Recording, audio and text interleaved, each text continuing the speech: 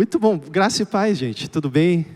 Alegria enorme poder estar aqui com vocês mais uma vez. O pastor Juliano disse que a gente começou uma série sobre a história de José no mês passado. A gente vai dar continuidade então, hoje vai ser o episódio 2. Se não me engano são 5 partes essa série, eu preciso checar as minhas anotações, mas acho que são 5 ou 6, hoje são 6, né? Hoje é a segunda, tá, obrigado. Você vê que a Dani sabe mais que eu do que eu tenho que falar aqui. Mas episódio 2, vamos lá. Se você puder abrir a sua Bíblia ou conectar a sua Bíblia no capítulo 39 de Gênesis. Eu fiquei muito relutante, assim, porque é um capítulo, o sermão é meio longo, se bem que depois que o pastor Daniel deu testemunho aqui, que o pessoal ouviu 5 horas, assim, tipo, mais aliviado, lá na África, né? Mas eu fiquei um pouco relutante porque é o capítulo inteiro, mas são só 23 capítulos, tá, gente? Não vai durar 4 horas. Então, vamos ler o capítulo todo. 23 versículos, né? Então, vamos lá. Capítulo 39 inteiro, do verso 1 ao 23. Diz assim na Nova Almeida atualizada. José foi levado para o Egito e Potifar, oficial do faraó, comandante da guarda egípcio, comprou 12 ismaelitas que o tinham levado para lá. O Senhor Deus estava com José, que veio a ser homem próspero e estava na casa do seu dono egípcio. Potifar viu que o Senhor estava com José e que tudo o que ele fazia, o Senhor prosperava em suas mãos. Assim José achou favor diante dos olhos de seu dono e o servia. E ele pôs José por mordomo de sua casa, ele passou às mãos tudo o que tinha. E desde que Potifar o fez mordomo de sua casa e encarregado de tudo que tinha, o Senhor abençoou a casa do egípcio por causa de José. A bênção do Senhor estava sobre tudo o que tinha, tanto em casa como no campo. E aí o Potifar confiou tudo o que tinha às mãos de José, de maneira que não se preocupava com nada, a não ser com o pão que comia. José tinha um belo porte, boa aparência.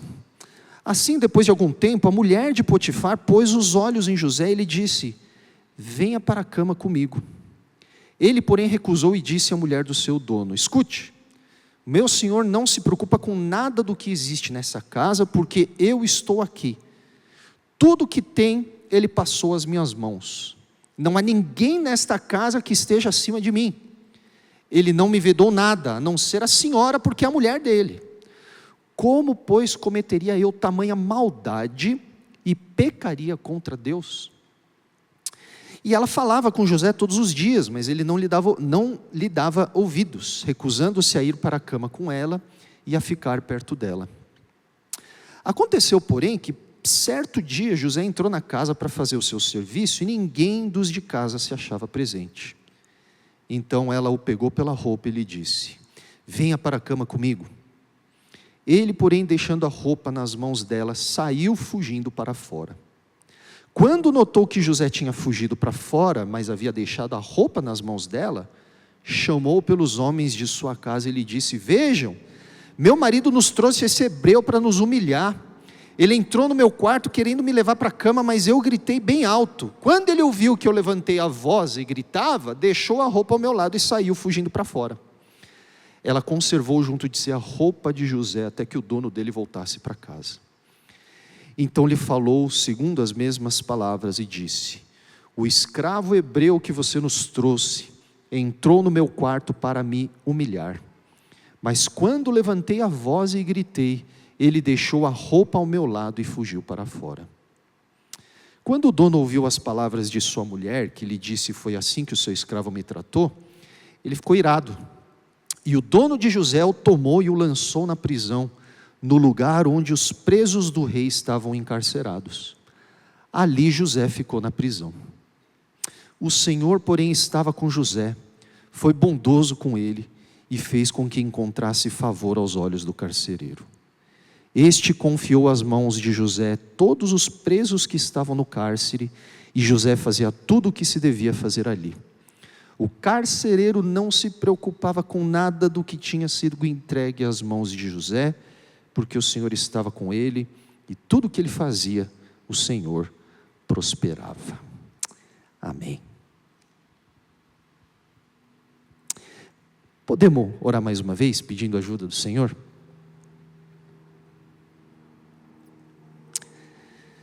Deus querido, nós precisamos que o Senhor fale conosco nessa noite. Então pedimos a tua ajuda.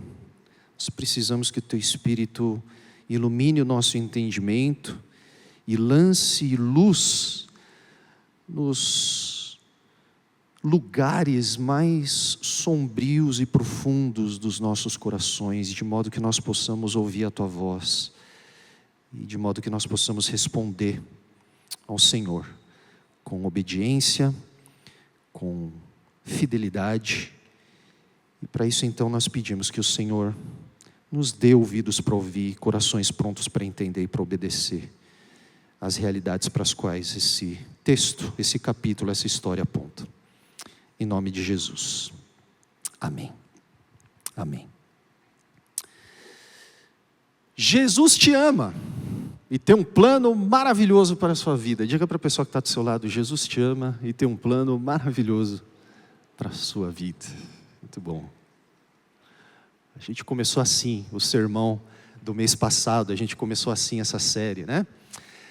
Jesus te ama e tem um plano maravilhoso para a sua vida, para a sua vida, né? Nós vimos na semana passada, porém, que embora essa afirmação seja absolutamente bíblica e verdadeira, o plano maravilhoso que Deus tem para a nossa vida não se reduz às nossas ambições pessoais. Se puder resumir aquilo que foi falado no primeiro sermão, na primeira mensagem dessa série, eu diria que o primeiro capítulo, o primeiro episódio da história de José fala que o plano de Deus tem a ver, na verdade, com o desejo de Deus de realizar os seus planos redentivos no mundo. E por isso, esse plano maravilhoso que Deus tem para a sua vida e para a minha vida, envolve principalmente a transformação do nosso caráter, da nossa vida. E entre muitas outras coisas, é disso que fala a história de José. Só que o começo da história de José nos lembra de que se dependesse somente da capacidade das pessoas envolvidas, das pessoas chamadas a participar desse plano maravilhoso de Deus, esse plano jamais daria certo. Porque conforme a gente viu no começo da história de José, nós percebemos que a matéria-prima disponível a Deus para realizar os seus planos maravilhosos é bastante limitada. Nós somos uma matéria-prima de baixíssima qualidade. Porque não há ninguém no mundo que não tenha sido profundamente afetado pela realidade de Gênesis 3, do pecado, do caos e da morte. Então nós vimos que o começo da história de José nos lembra de que a única coisa que pode de fato sustentar o plano maravilhoso que Deus tem para a minha vida e para a sua, a única coisa que pode sustentar os propósitos salvíficos de Deus é a força da sua promessa. O que leva adiante a nossa participação no plano maravilhoso de Deus é que Deus prometeu. Agora, tem uma coisa aqui que eu já mencionei em outras ocasiões, que diz respeito à natureza das narrativas hebraicas, que a gente precisa relembrar um pouquinho para a gente entender como é que a gente pode se aproximar desse capítulo 39 de Gênesis que a gente acabou de ler, e portanto refletir um pouco e tentar trazer isso para a nossa vida, esse episódio para a nossa vida, né? As narrativas hebraicas, elas não têm o objetivo de servir de princípios normativos, sabe? Você tem que tomar muito cuidado na hora que você interpreta uma narrativa hebraica e, portanto, uma narrativa bíblica, porque toda narrativa que está na Bíblia pressupõe uma cosmovisão semítica hebraica, né? Sempre que você se aproxima de um texto que tem esse gênero literário, que conta uma história na Bíblia, você tem que tomar muito cuidado para se lembrar que aqui a gente não está falando de uma coisa que deve se aplicar como, sabe, aquele um tamanho serve para todos. Então você pega e pum, tudo que aconteceu nessa história tem que acontecer com você, ou algo do tipo. E a gente também tem que tomar muito cuidado na hora de ler uma narrativa, e no caso aqui a história de José, para não tentar extrair proposições abstratas que vão somente sustentar os nossos sistemas dogmáticos e teológicos, para no final a gente tentar colocar essa narrativa nas nossas caixinhas confessionais. Ou seja, o que é importante a gente se lembrar, quando a gente se aproxima da narrativa que conta a história de José, é que o objetivo da história de José na Bíblia não é dizer que já que aconteceu uma grande tragédia com José, a respeito da qual nós falamos na semana passada, né? Quantos aqui estavam? Semana passada não, desculpa, mês passado. Quantos aqui estavam? Olha só, legal, boa parte, né? Alguns não estavam, parece que tem lá na internet, você encontra o primeiro episódio, se você quiser, você acompanha. Mas vocês vão se lembrar que a gente começou a falar da história de José falando de como José era e de como eram os irmãos, de como aquela bagunça toda culmina naquele ato criminoso, hediondo dos irmãos, que agem como verdadeiros mafiosos da Sicília, gangster, capangas de Al Capone. Eles vendem o irmão, eles primeiro planejam matar ele, né, e depois vendem ele como escravo para o Egito, né? E a gente viu também que José, nada justifica isso que os irmãos fizeram, mas José também não era a pessoa menos merecedora do mundo, de tudo aquilo que aconteceu com isso. Então a gente tem que tomar cuidado, por exemplo, quando a gente pega esses detalhes da história de José, para não achar que para que o plano de Deus aconteça na nossa vida, uma tragédia semelhante precisa acontecer na nossa vida, ou algo do tipo, certo? Então você pode ficar tranquilo que você não precisa ser vendido como escravo por seus irmãos, para que você perceba como Deus está agindo na sua história.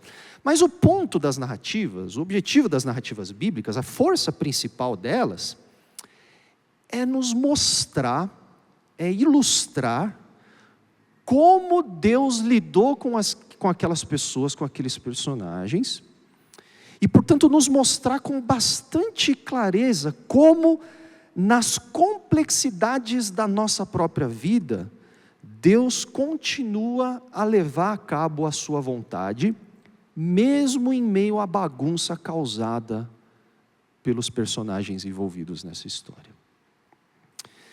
Então, nesse sentido, a história de José nos ajuda a enxergar como Deus, em sua soberania e em sua graça, em sua iniciativa de estender bondade à humanidade, Deus encontra José no meio do caos que o próprio José e a própria família disfuncional de José ocasionaram, para que nesse cenário de caos, Deus entre e reescreva toda essa história de acordo com o seu plano maravilhoso. E ao fazer isso, nós conseguimos enxergar o que Deus está fazendo na nossa vida, em muitos momentos, talvez não idênticos, provavelmente não idênticos, mas semelhantes. Dores parecidas, em dores que se conectam com as dores que a gente enxerga na história de José. Então, um exercício que eu queria muito encorajar vocês nessa série em que a gente vai falar sobre a história de José, é algo que um dos meus mentores, o nome dele é Chris Wright, eu estava conversando com ele esses dias atrás sobre essa questão de como que a gente pode trazer a Bíblia para o nosso contexto. Foi uma discussão ali sobre hermenêutica e tudo mais, e ele falou uma coisa que eu concordo assim 100%. Ele diz o seguinte, que nós crentes, nós evangélicos, nós cristãos, nós fomos educados a ler a Bíblia, e nós criamos esse cacuete de ler a Bíblia e ficar o tempo todo se perguntando como essa palavra, como essa passagem se encaixa na minha vida. Não é isso? O que isso tem a ver com a minha vida? E na verdade, o que isso faz a gente cometer é um erro de domesticar a revelação de Deus em sua palavra às nossas próprias circunstâncias. E aí a gente acabar moldando aquilo que a Bíblia na verdade está querendo dizer segundo a nossa própria necessidade. A questão é que a Bíblia fala de forma muito profunda as nossas dores e necessidades. Mas o movimento tem que ser o contrário. A pergunta não é como a Bíblia se encaixa na minha vida, mas é como eu enxergo a minha vida em conexão com aquilo que Deus revelou de si nessa história. Então o movimento é inverso que a gente tem que fazer. O movimento que a gente tem que fazer é olhar para a história de José e se perceber na história de José. é se identificar com as pessoas envolvidas nesse drama da história de José, para perceber como Deus, esse mesmo Deus que se revelou na história de José, continua a se revelar na nossa própria história. Então, é fundamental que a gente perceba, gente, que além de nos relatar como Deus continuou a cumprir a sua promessa a Abraão, o que a história de José faz é nos dar um exemplo de como nós mesmos precisamos aprender de Deus por meio das diferentes circunstâncias que atravessamos. Como é que nós precisamos aprender a enxergar a ação de Deus? Por quê? Porque a realidade é o seguinte, gente, embora a gente não passe necessariamente pelas mesmas situações que José atravessou, José foi gente igual eu e você.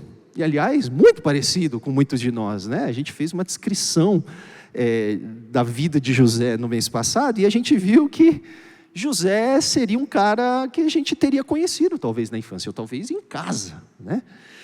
Mas esse Deus se revela a José e se revela a nós, não somente a despeito desses dilemas, mas em meio a esses dilemas. Então o plano maravilhoso de Deus, gente, é tão maravilhoso, que Deus vai usar essa bagunça, Deus vai usar uma história que humanamente teria encerrado literalmente no fundo de um poço, para fazer de José alguém diferente, alguém que conhece Deus de verdade e que participa ativamente desse plano que Deus tem para a vida dele.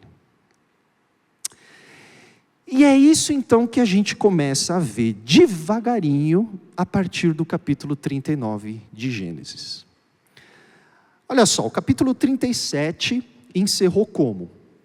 Com aquela cena absolutamente horripilante dos irmãos de José lançando ele no fundo do poço. Vocês vão se lembrar, né? E depois, mudando de ideia, não vamos matar ele não, porque se matar a gente não ganha nada em troca, vamos vender na verdade ele como escravo para uma caravana de ismaelitas. Então quando a gente chega no primeiro verso do capítulo 39, o que a gente tem que estar fresco na mente, é que o José foi vendido do fundo do poço, ele foi vendido como propriedade particular, como um escravo, para um cara no Egito. Então quando a gente chega no primeiro verso do capítulo 39, a gente tem que perceber que o ambiente, o cenário que a gente tinha visto no capítulo 37, o contexto em que a história vai continuar a se desenrolar, mudou radicalmente. O texto diz, José foi levado para o Egito, e Potifar, oficial de Faraó, comandante da guarda egípcio, olha a intencionalidade do narrador, em descrever a identidade do Potifar. Potifar, oficial de Faraó, comandante da guarda, egípcio. Ou seja, um cara que não tinha absolutamente nada a ver com a história de Gênesis até aqui. Um cara que não conhecia o Deus que se revelou aos patriarcas. Comprou dos ismaelitas que o tinham levado para lá. Então olha que coisa. Até pouquíssimo tempo atrás, no episódio anterior, quem era José e onde ele estava? José era o queridinho do papai. Ele era o príncipe da casa do Jacó. José era aquele guri, ou piá, ou moleque, né? Que quando você ia tomar um café na casa do Jacó, você sabia quem é que mandava naquela casa. Só que agora, aquele menino caçula que vestia aquela túnica caríssima, vocês lembram da ilustração que a gente deu, né? Os filhos mais velhos do Jacó, tudo usando roupa que um herdou do outro, mas quando chegava no José era aquele terno cheiroso da Armani, sabe? E ele, aquele menino da túnica caríssima, que o pai tinha dado só para ele, que desfrutava de favores e da atenção quase que exclusiva do pai, que tinha como costume, o moleque era tão privilegiado pelo pai, que o ofício dele era fiscalizar o trabalho dos irmãos mais velhos. E diga-se de passagem, os irmãos mais velhos de José eram todos filhos de mães diferentes da sua própria mãe. Esse menino que era mimado, autoabsorvido, agora está enfurnado numa casa de um cara que ele não conhece, no meio de um povo que ele não conhece, que não adora o seu Deus como escravo. E isso por conta de uma barbaridade cometida pelos seus irmãos. Por causa de uma injustiça que José sofre. Aquele menino mimado, né? Eu imagino a Raquel, antes do José dormir, passava até aquele ferro para deixar quentinho o colchão, sabe? Eu tenho um rapaz na minha igreja que confessou que a vovó dele fazia isso para ele. Eu falei, isso explica muita coisa, rapaz. Eu falei, não, era menino mimado, né? Agora, ele se encontra fora do cuidado dos seus pais, cercado de gente estranha, gente hostil, não mais usando a túnica que simbolizava o amor e a proteção do Jacó, longe da sua zona de conforto. Então, em pouquíssimo tempo, pessoal, de alguém que sonhava reinar sobre a sua família, de alguém que tinha tido 2 sonhos, nos quais os seus irmãos e os seus próprios pais se curvavam a ele, José se torna escravo de um pagão idólatra chamado Potifar. De filho preferido da família escolhida pelo Deus do universo, José se torna a propriedade particular de um dos guardas do imperador do Egito. Gente, que mudança de circunstância, que mudança de cenário, que mudança de vida. E nesse ponto, as narrativas hebraicas, elas têm esse poder de nos convidar, de uma forma muito sutil, a nos colocar nos sapatos dos personagens. E nesse ponto, o que a narrativa aqui em Gênesis faz é nos instigar a se colocar nos sapatos de José e a se perguntar como eu e você estaríamos processando toda aquela experiência. E o texto não explica, o texto não psicologiza o que acontece na cabeça do José, mas o texto deixa em aberto, porque o texto sabe que nós, leitores, somos tão humanos quanto José. E que, portanto, nós vamos tentar entender o que acontece com a cabeça do José entre o capítulo 37 e o capítulo 39. Então, a pergunta que a gente é levado a fazer é: o que será que José sentia? O que ele estava pensando no caminho entre o fundo do poço até o depósito de escravos do Egito, e do depósito de escravos no Egito até o estande de vendas lá no Egito, e do estande de vendas do Egito até a casa do Potifar? O que será que passou dentro da cabeça e do coração do José naquele percurso? Raiva, provavelmente. Decepção. Solidão, com certeza. Medo. Humilhação. Sentimento de injustiça, confusão, desespero.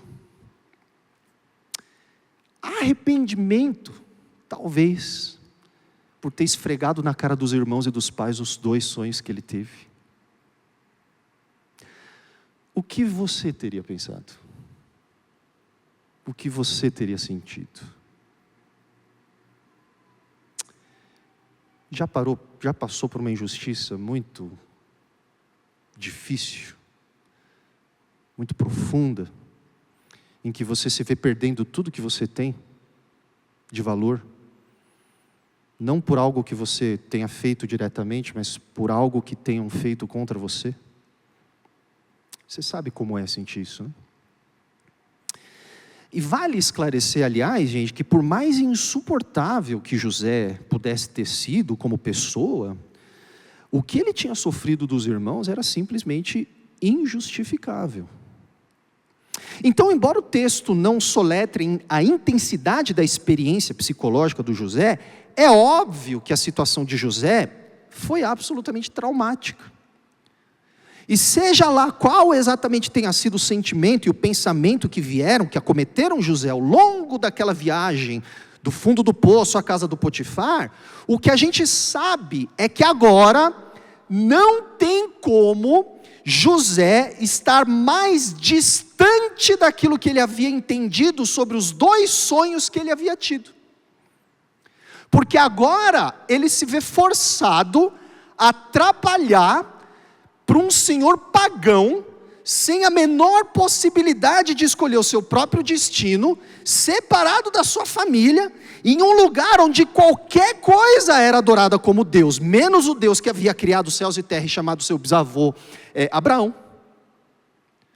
Então uma coisa que você tem que entender aqui, é que quando a gente chega no começo do capítulo 39, aqueles sonhos que José teve, no capítulo 37, morreram. Aqueles sonhos ficaram no fundo daquele poço, mortos. Pelo menos como José havia entendido aqueles sonhos. E tem momentos na nossa vida, meus irmãos, que aquilo que a gente imaginava que ia nos fazer felizes, morre. Fica no fundo do poço mesmo. E não adianta dar chilique, não adianta amarrar o capeta, não adianta jogar sal, não adianta, morreu. Não tinha nada que José podia fazer, ele não tinha nem vontade própria mais, porque ele era um escravo. E isso é tão verdade, que se você lê a Bíblia, do começo ao fim, se você lê as histórias, se você lê os livros da Bíblia, do começo ao fim, que é assim que o tempo todo eu falo para vocês que a gente tem que ler, do começo ao fim numa sentada, se você fizer isso, você vai perceber algo muito intrigante na história de José daqui para frente. Conforme você lê a caminhada de José daqui para frente, você descobre que por muitos anos a seguir, e de fato a narrativa de Gênesis deixa isso muito claro, José nunca mais menciona os sonhos que ele teve na casa de Jacó. Não é interessante isso? Porque na cabeça do José aqueles sonhos morreram. Então eu acho que o que a narrativa aqui de José nos faz perguntar é se a gente sabe como é o sentimento de ter um sonho aniquilado, assim, sabe? Acabou, não tem mais, morreu. Acontece, pessoal, que se você é um escravo, e a gente não sabe o que é isso, né? Mas se você é um escravo, você não tem tempo para ficar se autocomiserando. Se você é um escravo, você não tem tempo de ficar se lamentando, você não tem tempo para ficar lambendo as suas feridas. Se você é um escravo, principalmente naquela época, você tem muito trabalho a fazer. A sua vida serve para produzir. Então, se você é um escravo, você não tem tempo de chorar. Você não tem tempo de sonhar o que você vai fazer com os negócios, com o gado do seu pai, como José fazia na época que ele estava na casa dos pais. Se você é um escravo, você tem muito banheiro para lavar.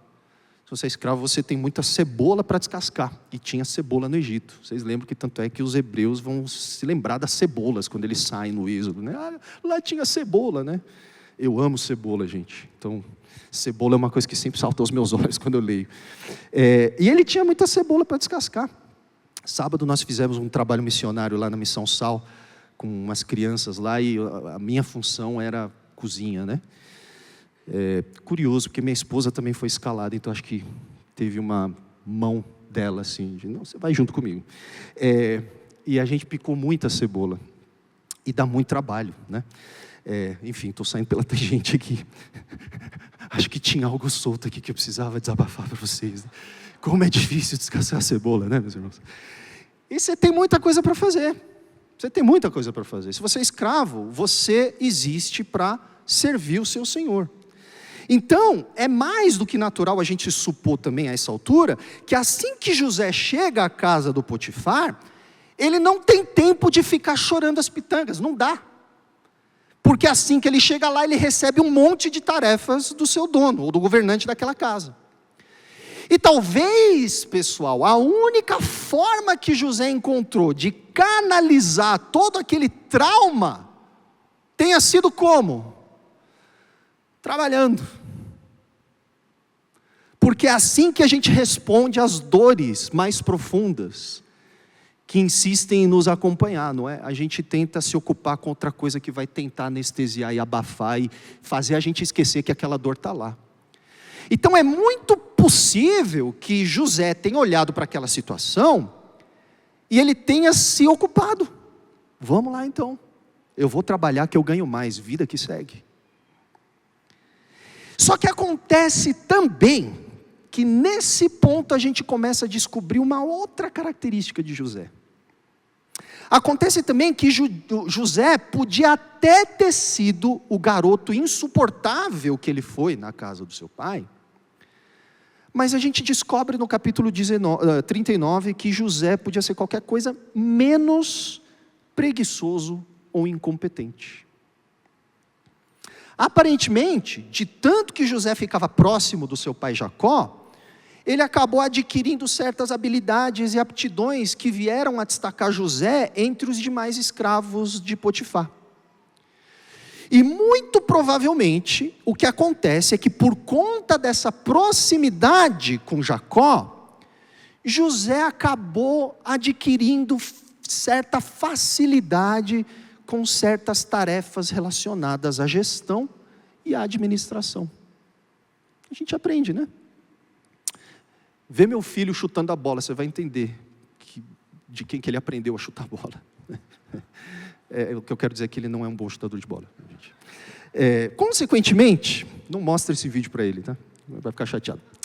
Consequentemente, então a partir do momento em que a gente se vê especulando, né, sobre o quão terrível poderia estar sendo a condição emocional do José, o narrador de Gênesis interrompe essa nossa especulação para nos dar a chave, para que a gente possa entender por que ainda, depois de todo esse trauma, depois de toda essa violência, depois de toda essa injustiça que José sofre, por que que apesar disso nós ainda podemos falar de José e ainda lemos sobre José nas páginas da Bíblia? E por que que o plano maravilhoso de Deus não ficou lá no fundo do poço, junto com os sonhos que José teve na casa do seu pai? Porque nesse momento em que a gente está se identificando com José e falando, nossa José, eu te entendo, o verso 2 interrompe a nossa imaginação para fazer uma afirmação que, apesar de muito simples, é exatamente aquilo que fez toda a diferença na vida de José e que possibilitou os planos de Deus na vida dele seguirem adiante. O verso 2 diz, o Senhor estava com José.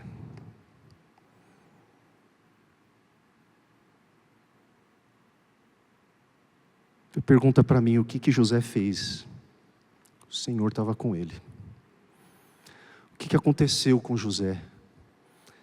O Senhor estava com ele. O Senhor estava com José. O Senhor, e no hebraico é Yahweh, é o nome divino de Deus, o Criador do universo, o Deus de Abraão, o Deus que é totalmente comprometido com o seu próprio plano maravilhoso de salvar o mundo. Esse Senhor que é dono de todo o universo e que tinha a vida de José na palma da sua mão, não havia abandonado José, ainda que os irmãos do José tivessem feito tudo aquilo. E porque o Senhor estava com José, a gente percebe nesse momento que esse Senhor se aproximou de José enquanto José estava longe da casa do seu pai. E esse Senhor encontrou José no fundo daquele poço, e esse Senhor acompanhou José do fundo do poço até a casa de Potifar. O que fez a diferença, a razão por que nós podemos ainda falar de José, mesmo depois de tudo aquilo que os irmãos dele fizeram contra ele, é porque José não estava sozinho. O Senhor estava com José. E o fato de que o Senhor estava com José, porém, pessoal, isso aqui é muito importante, tá? Não é uma questão meramente sentimental ou subjetiva. Não é aquele arrepio, aquela sensação gostosa que a gente tem no culto, e que é muito boa, tá? Ninguém está falando, criticando isso, mas a afirmação de que o Senhor estava com José vai muito além de uma percepção, de uma emoção que o José sentiu enquanto ele ia do fundo do poço até a casa do Potifar. E um detalhe muito importante nessa história, nesse episódio, é que se você prestar atenção para o que o narrador está contando para a gente, você vai descobrir que em nenhum momento o narrador diz que foi José que reconheceu de forma explícita que o Senhor estava com ele. Não é José que diz, nossa, que coisa terrível que meus irmãos fizeram, mas graças a Deus o Senhor está comigo. Não. Quem reconhece a mão do Senhor sobre José é o narrador, e não José. E por que isso é importante? Por que José não aparece ele mesmo reconhecendo a presença do Senhor na vida dele? O texto não diz, de novo, a gente não tem certeza absoluta. Mas eu suspeito, pessoal, que é porque o que domina a percepção que José tem sobre toda a sua vida, nesse momento, não é a mão do Senhor sobre ele. São as dores que ele está sofrendo por causa da injustiça dos seus irmãos. A única coisa que ele consegue pensar quando ele cai no sono e quando ele acorda e durante o dia inteiro, é a violência que ele sofreu dos seus irmãos. Ele não está pensando no favor de Deus. Ele não está pensando, nossa, Deus está comigo. Ele está pensando, o que eu estou fazendo aqui? Por que eu estou aqui? O que os meus irmãos fizeram comigo não se faz. Só que olha que coisa. Contudo, embora José nunca declare esse fato abertamente, o texto diz que o Senhor estava com José, mas o Senhor estava visivelmente com José. E porque o Senhor estava visivelmente com José, mesmo que José não percebesse, aquilo que José fazia por meio das suas aptidões e habilidades, contribuíam para o bem comum das pessoas à sua volta, a tal ponto de, nos versos 2 e 6, a gente descobrir que nem mesmo o Potifar, que era um egípcio pagão, conseguia mais negar essa realidade. Então olha que coisa, gente. Vocês estão entendendo o drama aqui? Olha que coisa. Tudo que José consegue pensar é no mal que os irmãos fizeram contra ele.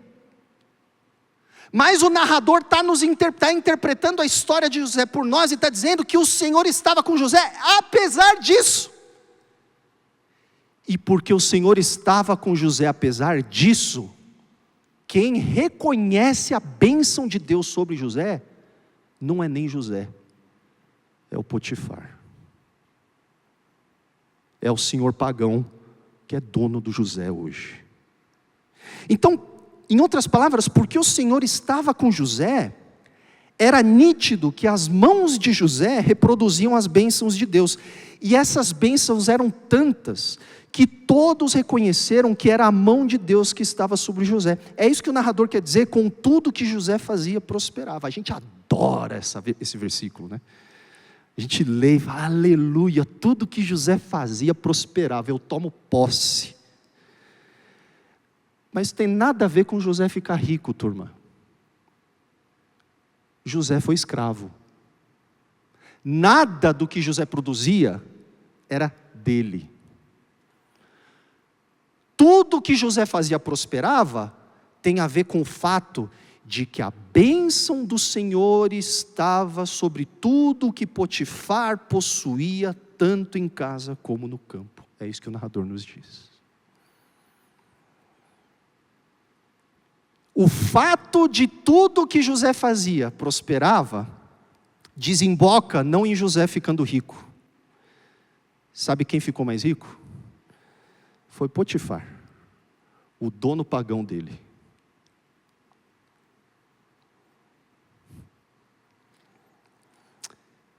Só que isso aconteceu porque era o Senhor que estava com José.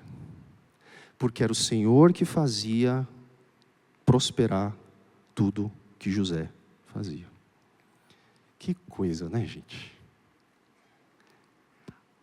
Eu não sei de onde que esse povo tirou essa ideia de que Deus não vive sem a gente.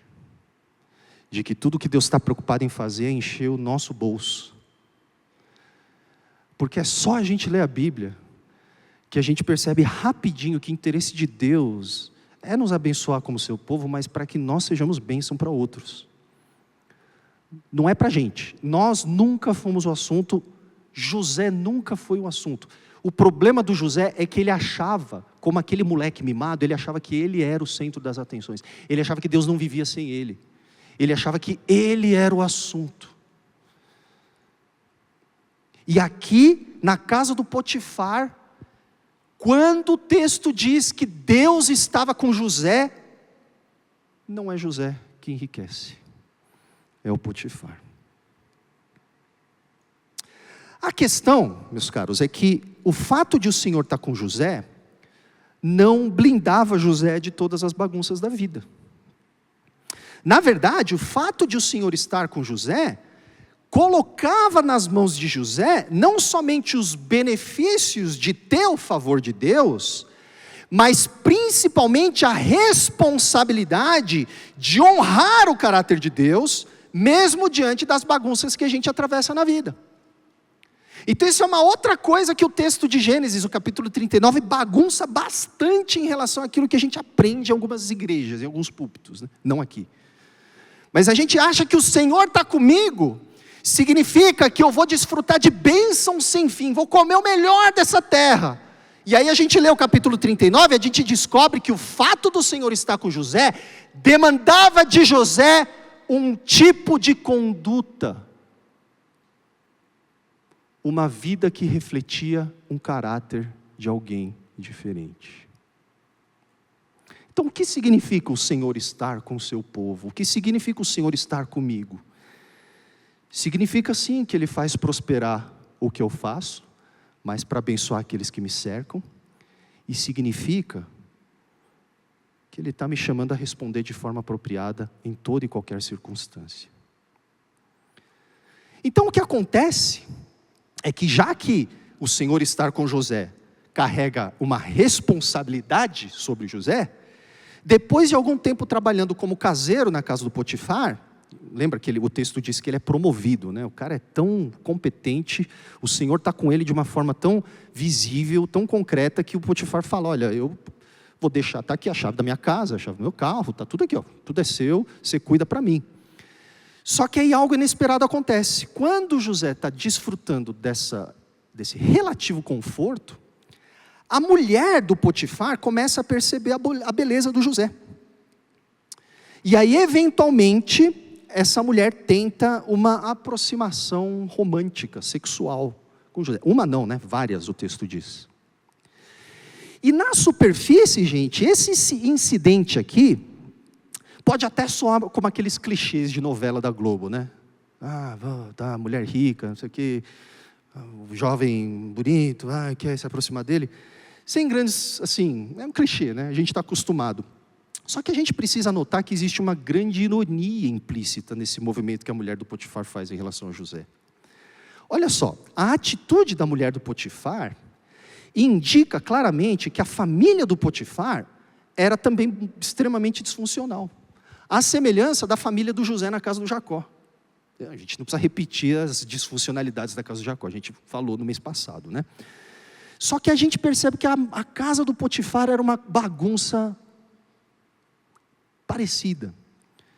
Porque olha só, o fato de ela ter tanto tempo livre e tantas oportunidades para assediar o José em seu próprio quarto, sugere para nós que o Potifar era um marido ausente.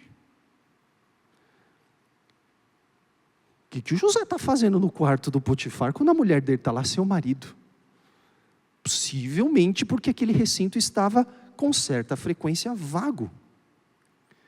E a mulher do Potifar, então, o retrato que a gente tem dela é de uma mulher carente de afeto, provavelmente porque Potifar, sei lá, só se preocupava com seus próprios negócios, estava lá cuidando dos imóveis que ele tinha, sei lá, né, fazendo aqui uma equivalência hoje.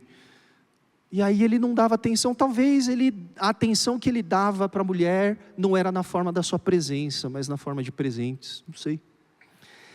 E aí essa atitude obstinada que ela tem, ela toma um fora do José, né? Mas aí ela não se dá por vencida, e ela vai e toma um segundo fora do José. E ela vai até, ela não aceita não como resposta. Então essa obstinação dela é típica, gente, de alguém que não sabe ouvir não. E de alguém que acha que tem o direito de fazer qualquer coisa só porque tem muito poder nas mãos. E aqui está a ironia. A mulher do Potifar é alguém que muito facilmente se assemelha ao que José teria se tornado se ele tivesse permanecido na casa do pai dele. Alguém que não sabe ouvir não como resposta, alguém que está acostumado a fazer as coisas do jeito que quer. Então, nesse episódio em que o José é abordado pela mulher do seu próprio dono, né, que causa um dano, pelo seu próprio dano, o que acontece é que José depara com um tipo de gente que o próprio José seria, se aqueles sonhos que ele teve no capítulo 37, tivessem acontecido do jeito que José esperava. Uma pessoa cheia de influência, mas com o caráter totalmente bagunçado, totalmente vazio, desfigurado. Uma pessoa autoabsorvida e narcisista. E olhem a ironia de ironias. O mesmo José que tinha o hábito de praticar maledicência contra os seus irmãos. Vocês lembram que a gente viu no capítulo 37, né? A hora da janta era a hora em que o jornal do José trazia as notícias para os pais de tudo que os irmãos tinham feito de errado, né? A mesma maledicência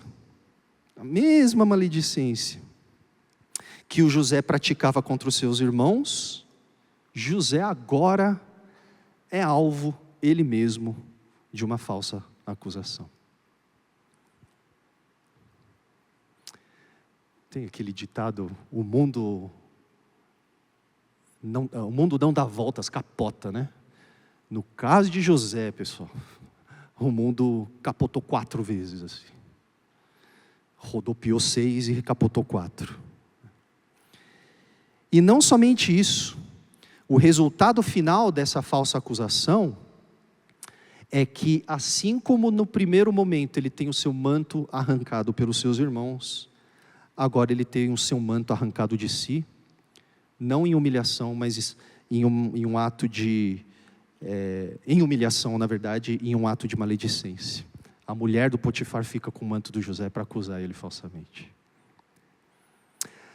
A grande diferença, né, gente, é que dessa vez, na casa do Potifar, o que ocupa o centro da injustiça não era a arrogância do próprio José, mas o seu temor a Deus. Versos 8 e 9. Ele, porém, recusou e disse à mulher do seu dono: escute, o meu senhor não se preocupa com nada do que existe nessa casa, porque eu estou aqui.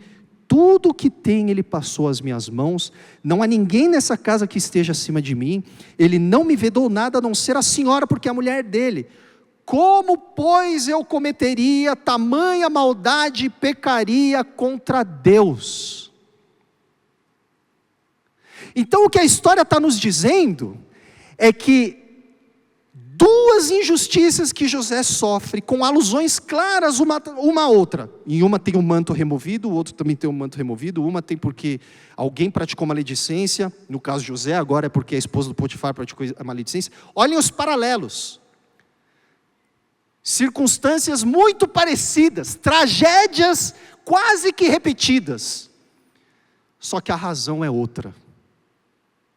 No primeiro caso, é porque o José... ele cultivou esse ódio no coração dos irmãos, e os irmãos se renderam a esse ódio. Agora é porque José não quis pecar contra Deus. Você sabe que a injustiça pode acontecer com a gente, né? A questão é por quê. A pergunta que a gente tem que fazer é por quê. Se a gente é responsável por ela, ou se não, né? E o José passa por 2 injustiças semelhantes, mas em contextos completamente diferentes. Então, nesse momento, o que a gente vê é um primeiro ponto crucial de virada na história de José. A vida do José passou a ser definida pela realidade de que o Senhor estava com ele. E por isso José começa a entender que o plano maravilhoso que Deus tem para ele jamais pode estar divorciado de um caminho de obediência e de conformidade com o caráter desse Deus. Então o que a gente vê que lá pelas tantas, nessa caminhada de José, em que ele vai experimentando o favor de Deus, a realidade de que o Senhor está com ele, ele vai percebendo que isso demanda dele uma responsabilidade de responder a Deus em obediência, em fidelidade. E aí nesse momento em que ele se vê diante de uma situação em que ele pode pecar contra esse Deus que estava com ele, ele diz não. Para pensar comigo, gente, isso é terrivelmente importante para a gente entender o que está acontecendo na história de José. Se José ainda tivesse algum apego à compreensão que ele tinha tido daqueles sonhos que ele teve no capítulo 37, vocês estão comigo? Se José ainda acha, turma, se o José ainda acha que é direito dele viver aquilo que ele sonhou na casa do pai, aqueles 2 sonhos, ele teria aceitado facilmente o convite da mulher do Potifar, gente. Seria a coisa mais lógica a ser feita.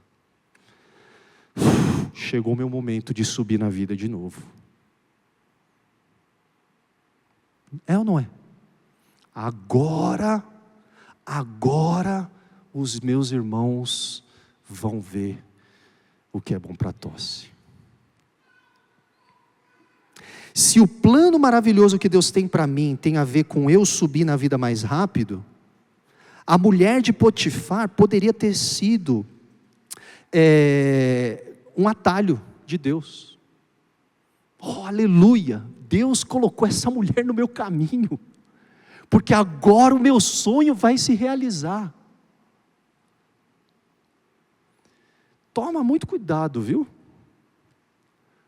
Com possibilidade de realização do seu sonho. Pode muito bem ser o diabo. Presta muita atenção ao que está em jogo. Porque se você precisar vender a sua alma, esse sonho provavelmente não é de Deus. E José entende isso. A trajetória de José, portanto, do fundo daquele poço até a posição de caseiro na casa do Potifar, faz com que ele comece a perceber que ele só podia estar vivo, que ele só podia estar respirando, porque o Senhor estava com ele, porque o Senhor teve misericórdia dele. Então José começa, nesse capítulo 39, ele começa a dar sinais de estar começando a entender que esse plano maravilhoso que Deus tem para ele, era sobre Deus e não sobre José. E por isso José começa a dar sinais e está começando a entender que o chamado primordial de José não era subir na vida, mas antes honrar a Deus, mesmo como um escravo.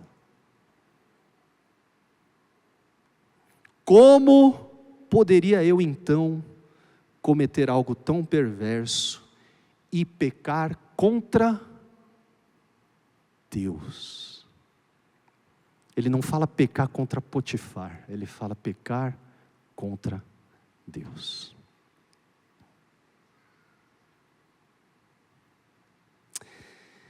E aí, Gênesis 39 vai encerrar de uma forma muito inesperada, muito angustiante para a gente que está lendo essa história pela primeira vez, com José preso, mais uma vez, e de novo de forma injusta. Que coisa, pessoal. É uma história muito sofrida, a história do José. Então, quando a gente acha que a vida do José vai começar a melhorar, afinal de contas, ele se recusou a dormir com a mulher do dono, em fidelidade a Deus. E aí você olha e fala, certeza que Deus vai exaltar ele agora. Certeza que Deus vai honrar a fidelidade dele agora, né? A gente obedece a Deus mais como uma aposta de que Deus vai livrar a gente, muitas vezes, do que por obedecer, né? E o José obedece até o fim, e Deus não coloca José onde José gostaria de estar. Ele é preso uma segunda vez, de forma injusta, de novo. Então, quando a gente acha que a vida do José vai começar a melhorar, ele é confrontado mais uma vez com os efeitos da maldade humana. Agora, porém, José não está preso por causa do amor que ele tinha pelos seus próprios sonhos, mas agora ele está preso por fidelidade a Deus. Mesma circunstância, preso de novo, mas agora porque ele decidiu honrar a Deus. Vocês estão entendendo que a nossa trajetória não diz muito respeito às nossas circunstâncias? Vocês estão entendendo que caminhar com Deus tem pouco a ver com a mudança das nossas circunstâncias? É isso que Gênesis 39 está gritando para a gente. Gente, vocês estão entendendo que participar do plano maravilhoso de Deus, raramente, ou às vezes tem, né? Mas às vezes não tem a ver com a gente mudar de vida, com as nossas circunstâncias, com a nossa vida melhorar. Pelo contrário, significa a gente experimentar de novo com circunstâncias adversas, mas agora porque a gente optou, porque a gente quis se submeter a Deus, porque a gente fez esse movimento de obediência a Deus. Isso nos lembra então, que há sofrimentos, pessoal, que vêm por conta da nossa própria tolice, e há sofrimentos que vêm por conta do nosso apego aos caminhos de Deus. Só que a despeito disso, Deus continua a realizar o seu plano maravilhoso, mesmo em meio a essas circunstâncias. Porque o plano maravilhoso que Deus tem é dele e não nosso. Então, pessoal, o episódio de hoje termina com a afirmação de que o Senhor que esteve com José na casa do Potifar, permanece com José na prisão. E o texto de hoje encerra dizendo que Deus encontra José mais uma vez naquela bagunça. E porque Deus não desiste do plano maravilhoso que Ele tem para o seu povo, a mesma coisa que acontece na casa do Potifar, acontece na prisão. De modo que, de novo, a história de José continua, com ele agora encontrando esperança mais uma vez, experimentando mais uma vez o favor contínuo de Deus. Versos 21 a 23. O Senhor, porém, estava com José, foi bondoso com ele e fez com que encontrasse favor aos olhos do carcereiro. Que coisa, né, gente? Olha a situação do José, né? Encontrar favor aos olhos de um carcereiro é a melhor notícia que ele escuta. O cara que tem a chave da porta da minha cela gostou de mim. Aleluia. Mas é assim que o Senhor encontrou José. É assim que o Senhor encontrou José naquela prisão. E este confiou às mãos de José todos os presos que estavam no cárcere. E José fazia tudo o que se devia fazer ali. O carcereiro não se preocupava com nada do que tinha sido entregue às mãos de José. Por quê? Porque o Senhor estava com José. E porque o Senhor estava com José, de novo o narrador vai dizer, tudo o que José fazia, o Senhor prosperava.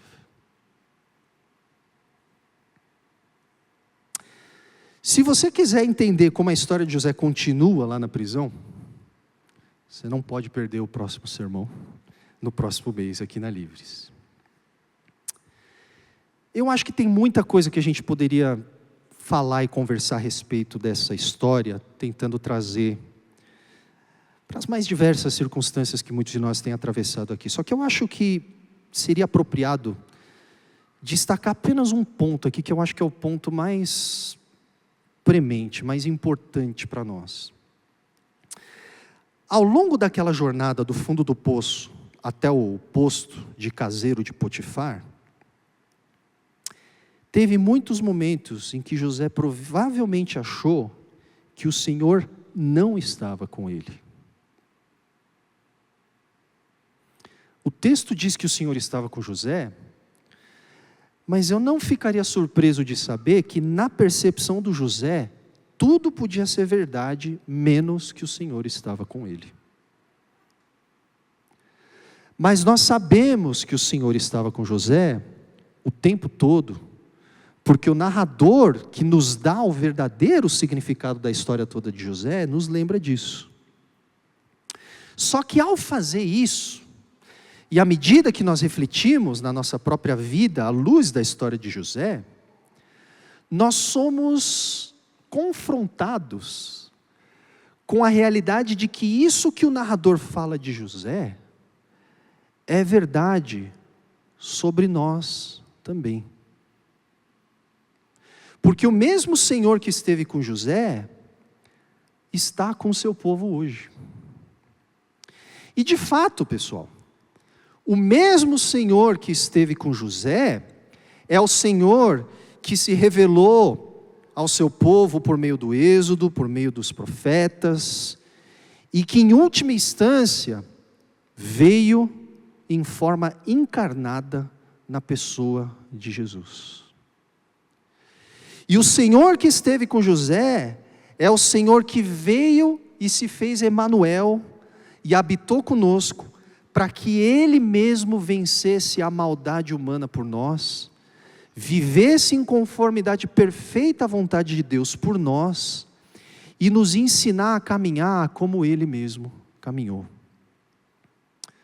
Portanto, a mesma misericórdia e o mesmo favor que estiveram sobre José, estão de forma ainda mais cabal sobre aqueles que pertencem a Jesus. Paulo entendeu isso. Ele diz lá em Romanos: nada pode nos separar do amor de Deus que está em Cristo Jesus, porque o Senhor está com aqueles que pertencem ao Senhor Jesus. E a mesma capacidade então dada por Deus a José de seguir com fidelidade a Deus, é dada de forma mais cabal ainda àqueles que pertencem a Jesus.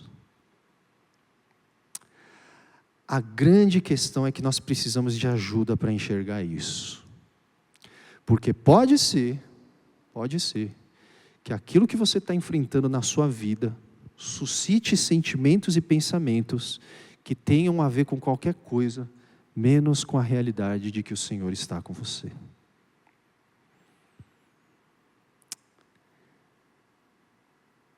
Mas é nesse sentido que nós estamos em grande vantagem em relação a José. Porque enquanto ele teve que aprender tudo aquilo sozinho, enquanto ele teve que aprender que o Senhor estava com ele, sozinho, como um escravo, longe da sua casa, nós temos não somente a história de José interpretada e contada na Bíblia, mas nós temos a história que culmina em Jesus, e nós temos uns aos outros para lembrar dessas realidades. Então, conforme nós meditamos nessa longa trajetória, onde o plano maravilhoso de Deus encontrou com José, nós somos encorajados também, nesse capítulo pelo menos, a observar o que Deus tem feito em nossa vida e na vida dos nossos irmãos, e a perceber a realidade de que o Senhor está conosco nas mais diferentes situações que atravessamos. E talvez você chegou aqui achando que o que você mais precisa na sua vida é de uma mudança nas suas circunstâncias. Eu preciso de um chefe novo, eu preciso de um emprego novo, eu preciso de um salário novo, eu preciso de um monte de coisa nova. Mas esse episódio da história de José nos lembra de que o que nós mais precisamos antes de todas essas coisas é enxergar a nossa própria história pela ótica que o narrador oferece para nós quanto à história de José. O Senhor estava com José. O plano maravilhoso que Deus tem para a sua vida não é sobre você. E não é você quem possibilita o cumprimento desse plano. Esse plano vai seguir adiante, mas não é por causa de você. É porque o Senhor está com você. E esse plano maravilhoso que Deus tem é dele. Não é o seu sonho. É o que Deus quer realizar. Deus tem um plano maravilhoso para a sua vida, amém? Mas esse plano, em um nível muito fundamental, diz respeito à realidade de que o Senhor está conosco. De que o Senhor está com os seus, onde quer que nós estejamos. E de que o Senhor está conosco para nos ensinar a caminhar em conformidade ao seu caráter. Você crê que Deus está com você? Deus está com você? O que isso significa?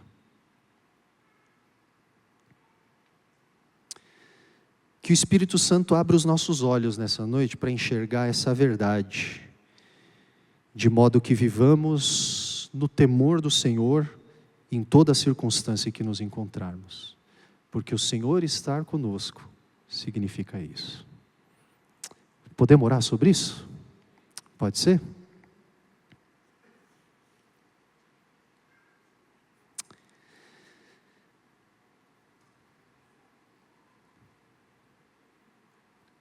Senhor, obrigado, porque a nossa história não é sobre nós, mas é sobre o Senhor. E o plano maravilhoso que o Senhor tem para nós é sobre o Senhor. Nos ajuda a enxergar essa realidade e a verdade de que esse plano só pode seguir adiante porque é o Senhor quem está conosco. E a minha oração nessa noite é para que o Senhor nos encontre mais uma vez, de uma forma renovada, de uma forma fresca, com essa verdade de que o Senhor é Deus Emanuel, o Senhor é conosco, e que o Senhor é conosco para nos transformar, o Senhor é conosco para fazer de nós pessoas que participam daquilo que o Senhor deseja realizar em nossos dias. Nos encontre em nossa dor, nos encontre em nosso sofrimento, nos encontre em nossa angústia, nos encontre em nossa confusão, e nos ajuda a enxergar na nossa história isso que o narrador de Gênesis deseja que enxerguemos sobre a história de José.